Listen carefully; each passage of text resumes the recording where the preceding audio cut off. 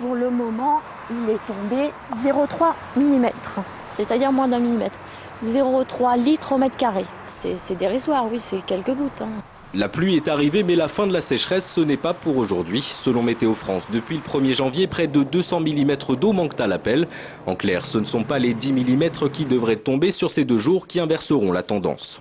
On ne va pas combler le déficit avec une journée de pluie. 10 mm, pour la végétation en tout cas, ça lui donne un petit souffle pour quelques jours.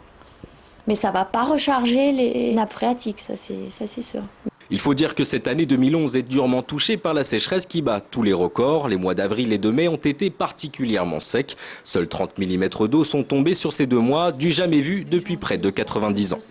Depuis 1922, avec tous les autres épisodes, c'est effectivement un record. C'est la première fois qu'on a 2 mois cumulés aussi secs. On arrive à un cumul d'une petite trentaine de millimètres en tombée en tout. Depuis le 1er avril, c'est très peu. L'année qu'on peut retrouver qui se rapproche le plus, donc qui est en 2e rang, c'est 76, qui avait quand même eu 48 mm. Selon Météo France, il faudrait 15 jours de pluie comme aujourd'hui pour espérer combler le déficit d'eau, et ce sans prendre en compte le phénomène d'évaporation. Mais à partir de vendredi, un retour aux températures estivales est prévu avec tout de même quelques orages. En clair, la situation reste critique avec un mois de juin qui s'annonce chaud et des probabilités de pluie plutôt faibles.